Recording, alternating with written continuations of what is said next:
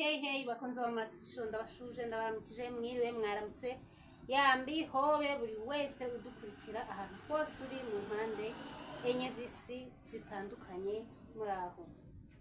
Mbifurije amahoro y'Imana, mbifurije kugubwa neza, mbifurije umunezero, mbifurije gutabarwa kuva hera ku rusengero. Ibintu birakomeye, ibintu birakaze. Umugani wa Pastor Claude rwose ibintu birakaze, ibintu birakomeye. Nje kuganira n'abagore bagenzi banjye rero. Mwabagore mwe nyankunda kubaganiriza ku kintu kirebana n'ibanga.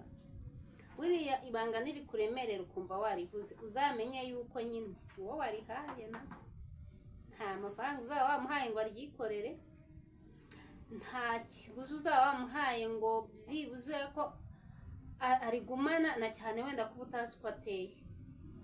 Gusa hari igihe ufite inshuti uha ubikamo ibyawe ntibisohoke. Ibyo ngibyo byo ndabyemera kubera ko byo ni ibintu bibaho. Ariko ubundi bagenzi banjye ibintu birakaze, ibintu birakomeye. Ibintu byakomeye ku mihanda byacitse. Inkuru ya Pastor Mutesi yavugishije abantu, yavugishije imbaga nyamwinshi. Umugore witwa Mama Rafiki aba aranyarutse araje, nge ni n'ubwa mbere nari mubonye avuga ku bintu birebana nande n'umugabo ngo baryamanye imyaka 2, kandi ukuntu bikaze bikomeye cyane bitiyoroheje. Nuko uwo muntu, uwo mugore witwa ngo Mama Rafiki ari muri bamwe biyita abakozi b'Imana. Rero ibintu birakaze, ibintu birakomeye. Nateze amatwi mu kiganiro cyandavuga nticyure. Buse mu by'ukuri ingingo imwe imurengera ni iyihe? Mu by'ukuri ibintu na Pastor Mutesi nawe ntago aba yoroheye. Buriya ushatse abagabo 4 5 mu myaka ikurikirana. Nge Pastor Mutesi muzi muri 2020 agiye gusezerana n'umugabo wa 2. Hajeho wa 3, hazaho wa 4 arapfa, ngira ngo uriya murindwa ngira ngo no wa 5. Rero bagenzi ni mumubabarire mu muhamahoro. Mu muhamahoro igerageza amahirwe, kuko nubundi nyine ubwo buriya umuntu afite nyine nabonye comment nyinshi zivuga ngo abagabo bakura he, wagira ate, ariko mutanga amahoro. Ngiye kibazo naje kugira ni cy'umumama waje avuga ngo yamutwariye umugabo, kandi umugabo wawe n'uwo muba mwarasezeranye. Naho uwo mutasezeranye ntago aba ari umugabo wawe. Ni nayo mpamvu habaho amategeko mu gihugu, mu mategeko y'umuryango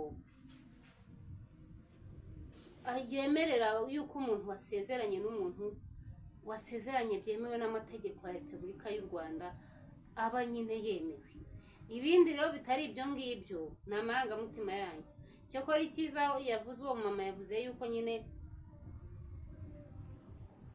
yari nk'indaya, kandi niko kuri, kubera ko iyo uryamana n'umuntu none se uburi iki umuntu utasezeranye ntago aba ari umugabo wawe. Hari ukuntu nyine mu ibanira mwarabyumvikanye nyine akaba umugabo wawe kubera ko nta nibazo biba birimo, ariko ni kese hajemo ibibazo nk'ibyo, haje mu bibazo by'amategeko, ntago aba ari umugabo wawe. Kereka nyine iyo mubana mwikundaniye muzi ko nta hantu muzahura n'amategeko. Ubwo rero ibintu birakaze, ibintu birakomeye. Nibutsa abantu yuko ubundi nta mugabo batwara inzererezi. Ibyo bintu narabivuze nongera mbisubiramo. Buriya mugore n'uwo n'umugabo yagiye rwose uzatuze, kubera yuko n'ubundi ntabwo aba ari uruhinja baterura, ntabwo aba ari umuntu baje asinziriye bakamwiba, ntago baba bamushimuse, ahubwo nyine aba yagiye nyine ku mpamvu ze bwite. Dore ko n'abagabo b'iki gihe nabo hari abagabo bakunda nyine ahantu hari akantu, urumva akumva kubana n'umuntu badafite akantu ari ikibazo, akagenda akurikira ako kantu. Mbibutsa yuko na za karande nyambaganiza ziba zibaho. Hari igihe rwose biriya bintu byose, ibyo bintu byose mubikusanyije mukabishyira hamwe, mwakuramo ikintu kizima. Hari ukuba abagabo bamwe na bamwe muri ibi bihe baranze gukora akarimo k'amaboko. harimo abagabanza gukora akarimo k'amaboko pe bashaka kuba basonga rero kandi bagashaka kugenda neza, kuryama neza, kurya neza, gusa neza, ibyo ngibyo biri. Abona barahakanye baravuga bati ibintu birebana n'akarimo k'amaboko wapi, tuzajya tubikora ku bagore bafite akantu, bavugana n'abadiaspora bafite imitungo y'iwabo babasigiye. Abo bagabo barahari. Icyo ngicyo ni ikintu tutakwirengagiza gihari. Ikindi cya kabiri, umugabo ntago ari uruhinja. Ntago wambwira ngo umugabo yagiye gutyo, ntago ari uruhinja. Hari igihe aba afite ya mico nyine yo kunyura hirya no hino. Ikindi cya gatatu, hari igihe aba afite karandi mwirukankaho yo kutubaka mu miryango. Icyo kiganiro nigeze kugicaho, natumiye umuntu ubisobanukiwe neza, bituganijeho kuri Humura TV show, mugende mu birebe karande icyo ari cyo n'ikiyigenza n'imbaraga zayo. Imyuka mibi tutareba, tutabonesha imbaraga, ahubwo ikorera mu bikorwa tubona. Ugasanga umuntu agiye mu rugo no munsi ejo aruvuyemo nta n'ikibazo cyumvikana gihari nako. Ubwo rero nshuti zanjye, ibintu birakaze.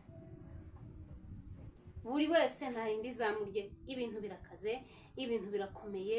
Abagabo ni imari, abagabo barabuze, niko njya numva babivuga. Abagabo niba ufite umugabo mukomereho, ibintu birakaze.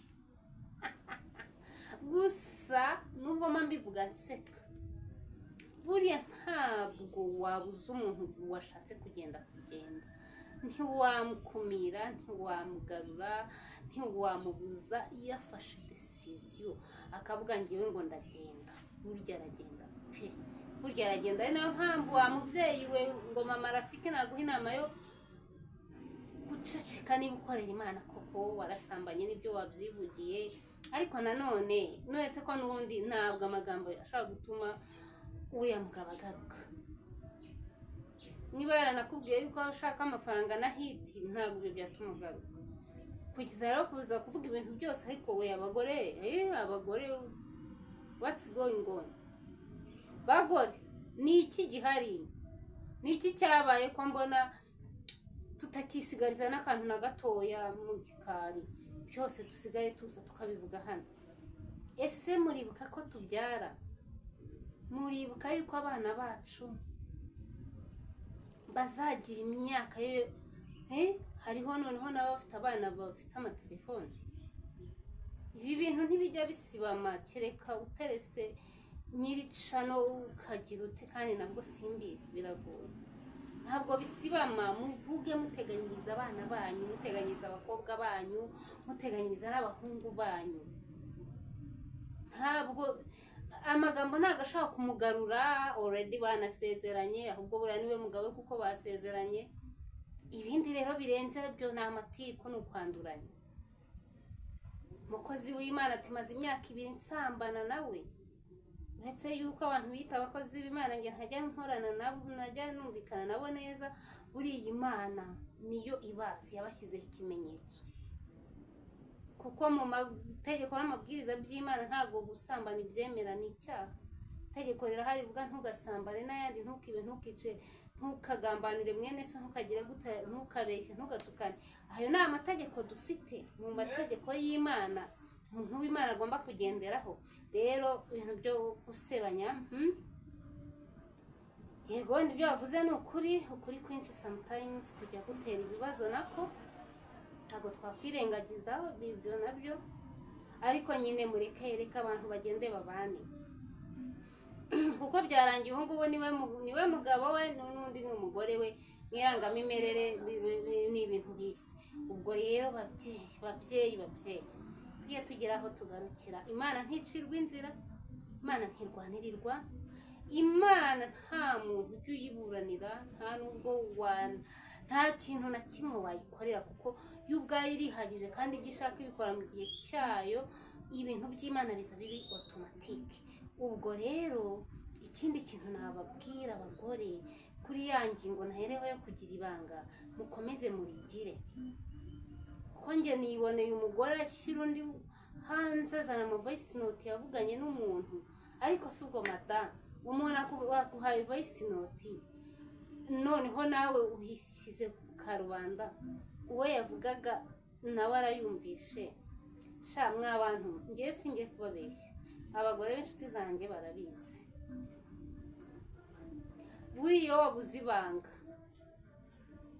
muri wowe ukumva ibintu byose ni hanze kandi utazi nabubwira buriya rwose uzamenye yuko n'ubuzima bwawe wabwirangiriza wowe ubwawe umugore utagira ibanga n'ubuzima bwe yabwirangiriza umugore babitse ibanga karimena nawe yakwica n'umuntu reka mbivuge gutyo umuntu araje arababaye aragutakambiye aje narira haba n'igihe umuntu akubwira ikintu kimubabaje arira ashaka kuruhukiraho ukagenda ukajya kumushyira hanze ukajya kumuvuga ubwo si uwo muntu ntabwo yakwica umuntu gusa si ibyo